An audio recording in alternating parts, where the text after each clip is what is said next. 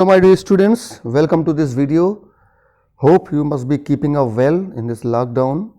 Stay at home, stay healthy, and today we are going to make the comprehension of the poem. Today we are going to understand the poem An Elementary School Classroom in a Slum through some MCQs, multiple choice questions. कुछ comments थे कि sir इस पे MCQs बनाइए elementary school पर, तो हमने with some hard work I have done it and this is the set of 50 questions. तो लेट्स गो थ्रू इट. जैसा कि हम जानते हैं कि an elementary school classroom in a slum is all about the slum children, those who are deprived of everything, जो हर चीज़ से वंचित हैं और वो उनका जो जीवन है वो बिल्कुल मिजरेबल लाइफ है, बहुत ही पैथेटिक कंडीशन में रहते हैं. तो देखते हैं. Number 1, an elementary school classroom in a slum is a poem composed by. तो ये पोएम कंपोज किया गया है स्टीफन स्पेंडर के द्वारा, और 3 ऑप्शंस हमने लिखे हैं जो कि गलत हैं. जो ग्रीन कलर का है वो सही है. Stephen Spender is the composer of the poem. Question 2, the poem is based on the theme of. इस पोएम की थीम क्या है, कथा वस्तु क्या है. What is the subject matter. तो इसकी सब्जेक्ट मैटर लिखा है सोशल जस्टिस एंड इक्वलिटी, सामाजिक समानता और समानता, सामाजिक न्याय और समानता. बी है सोशल इनजस्टिस एंड इनइक्वलिटीज़. तो बी सही है, सामाजिक अन्याय और असमानता. Because some children they are segregated, they are suffering from injustice and inequalities, they are not given equal opportunities everywhere, so they are deprived one. Number 3, what is the rhyme scheme of the poem. rhyme scheme मतलब लय. इसकी scheme क्या, हर poem की एक लय होती है जो कुछ मीटर्स को फॉलो करते हैं, जैसे राइमिंग वर्ड्स होते हैं लास्ट में. तो आपको बता दें कि इस पोएम में कोई भी राइमिंग वर्ड्स को फॉलो नहीं किया गया है, इसमें वर्ड्स है ही नहीं. तो इसमें क्या लिखेंगे, फ्री वर्स. जो राइम स्कीम जिसमें नहीं होता है उसको बोलते हैं फ्री वर्स, या no regular rhyme scheme it has. Question number 4 है, what are the children's faces compare to. बच्चों के चेहरे की तुलना किससे की जाती है, कंपेयर टू. तो it has been compare to rootless weeds. इस तरह उनके चेहरे हैं एक तरह से बिना जड़ के जो खरपतवार होते हैं, वीड्स का मतलब होता है अनवांटेड प्लांट्स, तो उससे इसकी कंपैरिजन की गई है, मुरझाए हुए चेहरे. क्वेश्चन नंबर 5 है, the poet has used similes and metaphors to enhance the effect of what he wants to. तो इस पोएम में पोएट ने अधिकतर सिमिलीज और मेटाफर मतलब उपमा और रूपक अलंकार का प्रयोग किया है, अपनी जो कुछ वो बताना चाहते हैं, जो कुछ कन्वे करना चाहते हैं, उसको और बढ़ाने के लिए, उसको एम्पलीफाई करने के लिए, इन्हेंस करने के लिए, बढ़ाने के लिए. तो वांट्स टू क्या होगा, कन्वे होगा. Convey, he just wants to convey that the slum children they are living in very pathetic condition. Okay, next question number 6, the poet has given, has होना चाहिए, नहीं लिखा, has given the predicament of slum children living in. Predicament का मतलब होता है difficult situation, pathetic condition.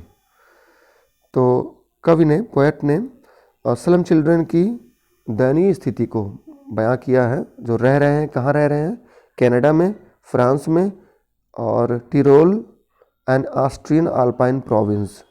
Terol एक जगह है जो कि ऑस्ट्रिया के आल्पस पर्वत जो क्षेत्र है वहाँ पर है, तो यहाँ की है Tyrol and Austrian Alpine province की है. What do gusty waves imply. जो झोंके, जो हवा, जो लहरें हैं, जो गस्टी वेव्स हैं मतलब झोंकेदार जो लहरें हैं, वो किस बात का संकेत करते हैं. तो A slum children, B energetic children, C diseased children और डी है अनहैप्पी चिल्ड्रन. तो इसमें सही होगा B energetic children. Gusty waves, it is full of energy and excitement. So it refers to, it implies so gusty waves it refers to energetic children. Diseased का मतलब होता है मृत बच्चे, मरे हुए। डिसीज्ड, ये डिजीज्ड नहीं है, डिसीज्ड है। डिसीज का मतलब होता है मृत। Question number 8, how are children like in the slums. Slum के जो बच्चे हैं वो किस तरह दिखते हैं, कैसे हैं वो। तो फर्स्ट ऑप्शन है अंडर फेड एंड सिक, जिनको जो एक तरह से उनको प्राप्त भोजन नहीं मिलता है और बीमार है। बी है डेस्टिट्यूट बट चीयरफुल। डेस्टिट्यूट का मतलब होता है पुअर, वेरी पुअर, गरीब हैं लेकिन प्रसन्नचित हैं। Number C undernourished but energetic, उन्हें कम नॉरिशमेंट मिलता है लेकिन बहुत ही शक्तिशाली हैं, एनर्जेटिक हैं। और नंबर डी है हैप्पी एंड प्लेफुल। तो इसमें A option is correct, underfed और एंड सिक। क्वेश्चन नंबर 9 है identify the literary device in these children's faces like rootless weeds. तो चिल्ड्रन की जो चेहरे हैं उनकी कंपैरिजन की गई है रूटलेस वीड्स से। Like whenever we make the comparison of two different things with like as so, it is called simile। तो ये उपमा अलंकार यहाँ पर है नंबर 9, ठीक है। वैसे उपमा सिमिली और मेटाफर का ही ज़्यादा यूज़ हुआ है, सिंबल भी यूज़ हुए हैं कुछ। चलिए देखते हैं number 10, why are children compare to rootless weeds. अब यहाँ क्वेश्चन पूछा है कि बच्चों की तुलना मुरझाए हुए बिना जड़ के पौधों खरपतवारों से क्यों की जाती है। Because they have no apartment, क्योंकि उनका कोई घर नहीं है। नंबर बी, सॉरी ये लेटर्स गलत हो गए हैं, मिस्टेक हो गए। दे आर डिप्रेव्ड, वे वंचित हैं, डिप्रेव्ड हर चीज़ से। They are unwanted like weeds, वे अनचाहे हैं। मतलब जिस तरह खरपतवार होते हैं अनचाहे, खेतों में खरपतवार होते हैं उनको हम किसान लोग निकाल देते हैं, उसी तरह बच्चे भी हैं, बच्चों को वे अनचाहे हैं, मतलब वो नहीं चाहता है कि कोई बच्चे वहाँ पर रहें। और फिर है दे आर माल न्यूट्रिशन, वो कुपोषित हैं। तो D is correct. Okay, next question number 11, identify the literary device in rats eyes. In rats eyes, तो यहाँ रैट आइज जो है वो डायरेक्ट कंपैरिजन किया गया है थिन बच्चों का। तो जब डायरेक्ट कंपैरिजन होता है बिना लाइक एज सो के, लाइक एज सो और सिमिली डिनोटिंग वर्ड्स जो संकेत करते हैं लाइक एज सो कि वो उसमें उपमा अलंकार है और कंपैरिजन, तो डायरेक्ट कंपैरिजन की गई है। तो यहाँ मेटाफर है, मेटाफर मतलब होता है रूपक। तो चूहों की आँख का रूपक बताया गया है बच्चों को। फिर है one of the given phrase denotes unhealthy children. तो अनहेल्दी चिल्ड्रन किस बात का संकेत करता है। It is unnoted, one unnoted, एक ऐसा बच्चा है जो लापरवाह है, मतलब ध्यान नहीं दे रहा है। Eyes live in a dream, उनकी आँखें स्वप्न में हैं। ट्विस्टेड बोन्स, मुड़ी हुई हड्डियाँ हैं। Number D, a paper seeming boy, एक पतला दुबला लड़का पेपर के समान। तो यहाँ पर अनहेल्दी चिल्ड्रन संकेत करता है किसको, अ पेपर सीमिंग बॉय को। A paper seeming boy also denotes to unhealthy children in slum areas. Number 13 देखते हैं, identify the literary device in father's gnarled disease. तो लिटरेरी डिवाइस को साहित्यिक सौंदर्य का पता लगाइए, कौन सा फिगर ऑफ स्पीच इसमें है। फादर्स नार्ड डिजीज, ग्नार्ड लिखते हैं लेकिन पढ़ते हैं नार्ड। तो पिता का जो आनुवांशिक जो बीमारी है, जो अर्जित बीमारी है, उसके बारे में है। तो यहाँ पर मेटाफर है, डायरेक्ट कंपैरिजन है नाल डिजीज़, फादर के नाल डिजीज़ का। तो यहाँ मेटाफर है। The tall girl with her weighed down head denotes, जो लंबी सी लड़की है अपना चेहरा झुकाए हुए है, तो इस किस बात का संकेत करता है। Number A, she is ashamed of something, वो किसी चीज़ से लज्जित है। शी हैज़ अनटाइडी हेयर, उसके बाल गंदे हैं, untidy. She is ill and exhausted, वो बीमार है और बहुत ही थकी है, बहुत ही थकान उसको, एग्जॉस्टेड है। तो सी इज़ करेक्ट। और नंबर डी है शी इज़ शाय, वो शर्मीली है। तो C option is correct. Number 15 the paper seeming boy with rat's eyes means. फिर देखिए क्वेश्चन लिखा है the paper seeming boy with rat's eyes, इसका मतलब क्या है? तो ये हंग्री और थिन लुक को देता है कि बहुत ही भूखा और दुबला पतला लड़का है। तो hungry and thin is correct. चलिए नेक्स्ट देखते हैं question number 16 the students the stunted unlucky air of twisted bones refers. Stunted unlucky air, अभागा उत्तराधिकारी, एयर का मतलब HEIR, उसकी मुड़ी हुई हड्डियां हैं। तो ये किस को संकेत करता है? द बॉय इज शॉर्ट, ये शॉर्ट होना चाहिए, गलती से नहीं लिखा, शॉर्ट एंड थिन, छोटा और दुबला पतला है। The boy is unlucky and poor, the boy is sad and ill. और डी है the boy has inherited disability. तो ये डी इज करेक्ट। यहाँ इसका मतलब है लड़के ने अपने जो ये डिसेबिलिटी है, जो अपंगता है, वो अपने पिता से अर्जित की है, विरासत में उसको मिला है, इनहेरिट किया है। उसके फादर भी ऐसे ही थे, तो same has inherited disability. The colour of sour cream is, तो off white is correct. Off white का मतलब सफ़ेद तो रंगा गया था लेकिन वो मटमैला, मतलब पीला कलर हो गया है, गंदा हो गया है, तो सावर क्रीम है। सावर का मतलब खट्टा होता है, लेकिन यहाँ सावर क्रीम का मतलब जैसे दही होती है वो थोड़ा पीली पड़ जाती है, तो इसी तरह जो रंग था कमरे का, क्लासरूम का, वो ऑफ वाइट था, मतलब बिल्कुल सफ़ेद नहीं था, ठीक है, पीलापन था उस पर।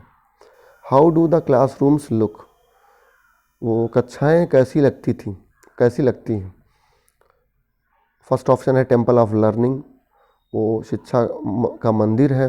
अ हैप्पी प्लेस, एक सुखद स्थान है। मीन्स ऑफ शेल्टर, शरण का एक स्रोत है। और number D dim and pathetic, मतलब थोड़ा धुंधला अंधेरा है और बहुत दयनीय है।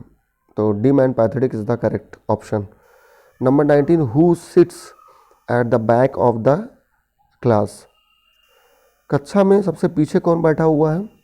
तो a sweet and young student था, जो अपने स्वप्न में खोया हुआ था और वो बाहर स्क्वायरल गेम देख रहा था।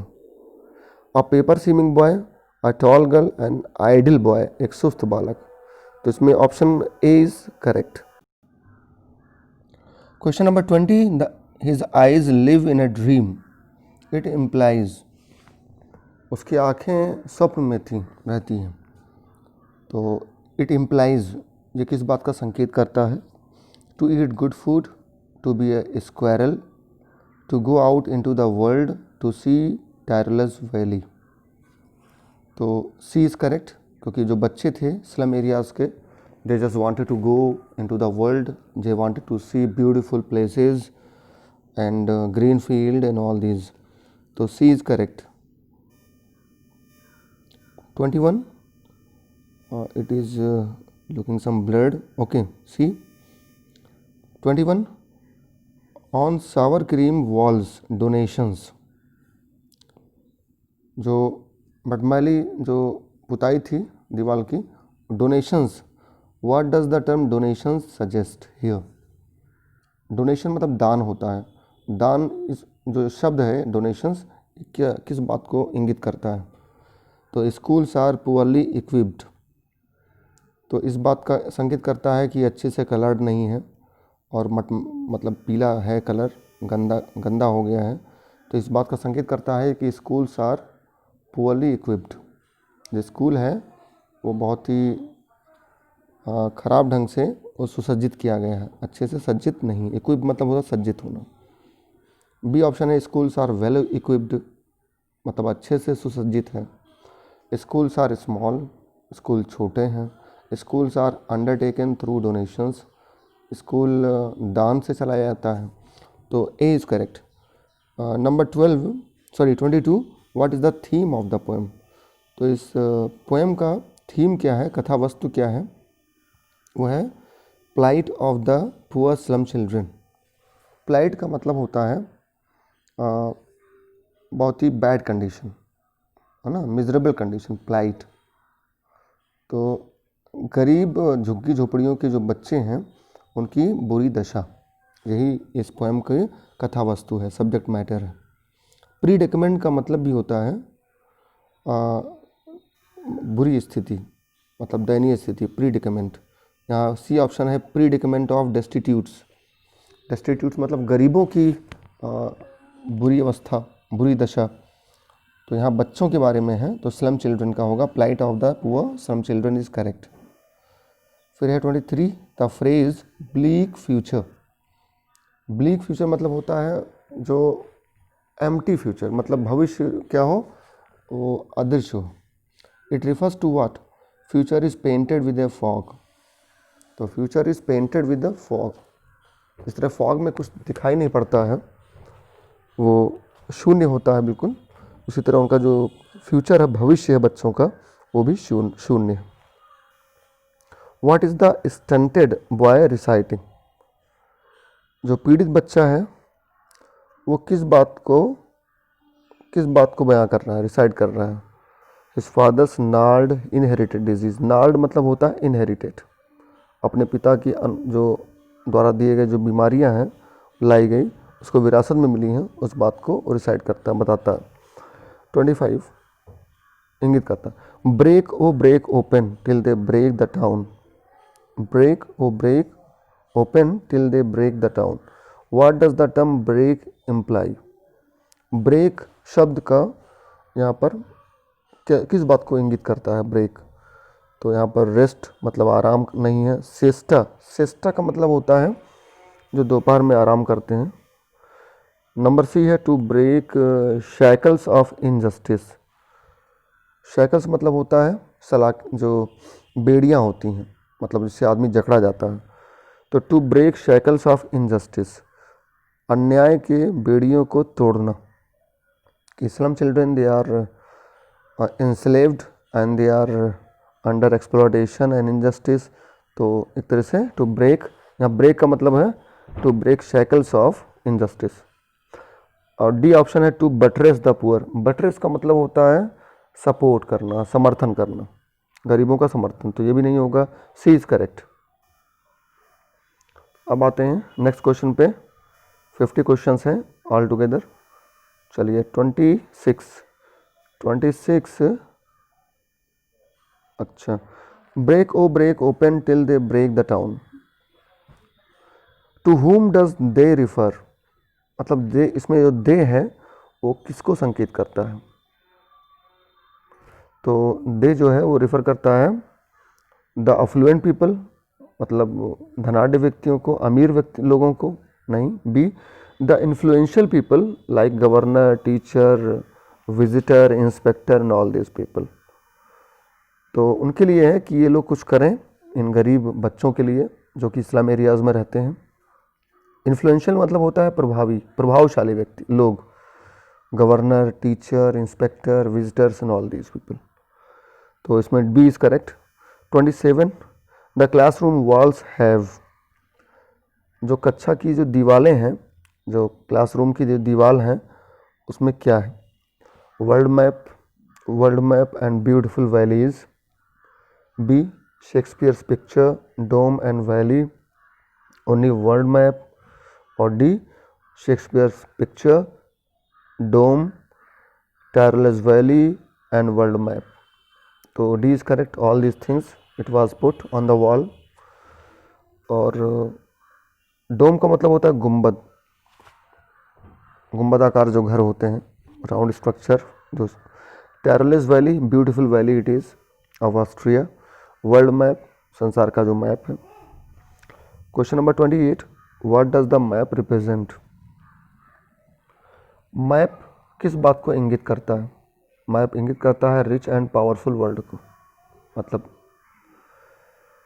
जो मैप है वो शो करता है कि जो वर्ल्ड है वो रिच और पावरफुल है। 29 what is the future of the children. तो बच्चों का जो भविष्य है वो क्या है, पता ही है, ब्लीक वर्ल्ड में रहते हैं। तो अनसर्टेन एंड ब्लीक मतलब अनिश्चित है और शून्य है, ब्लीक है। हैप्पी एंड सिक्योर्ड नहीं हो सकता है, पुअर बट सेटिस्फाइड नहीं है, अनहैप्पी बट सिक्योर्ड भी नहीं है, uncertain and bleak is correct. Shakespeare is wicked because, wicked का मतलब होता है दुष्ट, bad example, bad.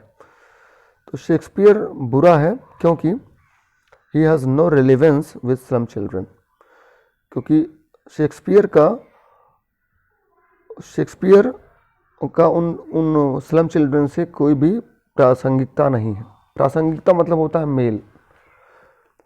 Shakespeare he is a symbol and he symbolized the English literature, and the poor children, they have nothing to do with English literature because even they have not fulfilled their basic necessities. तो इतने गरीब हैं कि वो literature के बारे में सोच भी नहीं सकते हैं। तो इसलिए शेक्सपियर क्या है, विकेड है, मतलब बुरा है, क्योंकि वो लगा हुआ उसके कोई रेलेवेंस है ही नहीं, कोई प्रासंगिकता है ही नहीं। चलिए क्वेश्चन नंबर 31 देखते हैं। 31 को, what is the slum children's attitude towards Shakespeare. तो स्लम चिल्ड्रन जो हैं उन बच्चों को क्या शेक्सपियर के प्रति क्या दृष्टिकोण है, क्या एटीट्यूड है। तो दे आर इंटरेस्टेड, उनका उसमें रुचि है। दे आर इनडिफरेंट और अपैथेटिक, वे उदासीन हैं। इनडिफरेंट और अपैथेटिक दोनों सिनोनिमस वर्ड हैं स्टूडेंट्स, तो इन दोनों का मतलब, apathetic is a very good word. तो इनडिफरेंट और अपैथेटिक इसका मतलब होता है उदासीन है। इसका मतलब कि they have nothing to do with anything, Hindi में बोलते हैं तटस्थ। शेक्सपियर से उनका कोई भी लेना देना नहीं है। सी ऑप्शन दिया है, दे आर मिस्चीवियस, वो शरारती हैं। और डी दिया है, दे आर ग्लटन्स, वे पेटू हैं। तो ये सब गलत हैं, B is correct. 31, surely Shakespeare is wicked, identified literary device. तो इसमें जो लिटरेरी डिवाइस है, जो अलंकार है, वो सिंबल है। खाली 3 ही अलंकार इसमें आया है, 3 फिगर ऑफ स्पीच यूज़ किए हैं, सिमली, मेटाफर एंड सिंबल। तो शेक्सपियर इट सिंबलाइज, ये संकेत करता है इंग्लिश लिटरेचर को। तो शेक्सपियर इज द सिंबल, संकेत। 32, identify the literary device in future is painted with a fog. तो future is painted with a fog. Future और fog, future of the poor children और फॉग, फॉग मतलब शून्य, तो दोनों शून्य है, दोनों की कंपैरिजन की गई है, डायरेक्ट कंपैरिजन की गई है। तो यहाँ रूपक अलंकार है, मेटाफर है। 33, the lives of slum children are coined in, sorry confined in, confined मतलब वो कैद होना होता है। स्लम चिल्ड्रन जो हैं, झुग्गी झोपड़ियों के जो बच्चे हैं, वो कहाँ पर कैद हैं। तो एलिमेंट्री स्कूल में नहीं, शेक्सपियर्स वर्ल्ड में नहीं, नैरो स्ट्रीट्स ऑफ स्लम्स। तो जो झुग्गी झोपड़ियाँ जहाँ पर हैं, उनके तंग गलियों में वो कैद हैं, कन्फाइंड है, वो बाहर नहीं जा सकते हैं। Question number 35, they are the symbols of joy and the brightness of life, which these children are deprived of. They are the symbols of joy and brightness of life. कौन सी चीज़ें आनंद और सुंदरता, चमकीलेपन का प्रतीक है, जिससे ये बच्चे वंचित हैं। ठीक है, कौन सी चीज़ें हैं, वे चीज़ें कौन हैं जो जॉय और ब्राइटनेस का प्रतीक हैं, और जिससे which these children are deprived of. Deprived of का मतलब होता है वंचित होना। एक फ्रेज है, बहुत ही ब्यूटीफुल फ्रेज है, deprive of. Those are deprive of something, they are called deprived. ठीक है, तो वो चीज़ें क्या है, शिप्स, सन एंड लव। तो इन चीज़ें, ये चीज़ें they like, they long for all these things, मतलब उनकी इच्छा करते हैं, शिप्स, सन एंड लव की। Question number 36, why do their lives slyly turn? slyly का मतलब होता है सीक्रेटली। उनका जीवन जो है धीरे धीरे, बहुत ही बिना दिखे किस तरह मुड़ता है। In the crammed holes, crammed hole का मतलब होता है बहुत ही तंग घरों में, जहाँ पर रहते हैं, बिल्कुल छोटे छोटे घर होते हैं, congested areas. Towards the sun गलत है, towards the school, towards the windows. तो A is correct. 37, choose the phrase that talks of poverty. उन फ्रेज को चुनिए जो निर्धनता की बात करते हैं। तो ships and sun on their slag heap, so blot their map, Shakespeare is wicked. तो on their slag heap, slag heap का मतलब होता है कूड़ा करकट का ढेर, वो कूड़े करकट के ढेर पे रहते हैं। तो कूड़ा करकट किस बात का संकेत करता है? पॉवर्टी का। The last stanza is unlike the rest of the poem, जो अंतिम पद्यांश है, जो स्टेंजा है, वो पूरे पोएम से बिल्कुल भिन्न है, अनलाइक है, शेष पोएम से भिन्न है। क्यों है? क्योंकि अंतिम जो लाइन्स है, स्टेंजा है, उसमें आशावादी विचार किए गए हैं। उसमें बताया गया है कि इन बच्चों को अच्छी जगह पे और सन में, धूप में लाया जाए, उनको सारी अपॉर्चुनिटीज़ दी जाए और बुक्स प्रोवाइड कराया जाए, so that they can let their tongues run naked on the books, they should be given all the opportunities so that they can make progress in life. तो ये ऑप्टिमिस्टिक बातें कही गई हैं, आशावादी बातें कही गई हैं।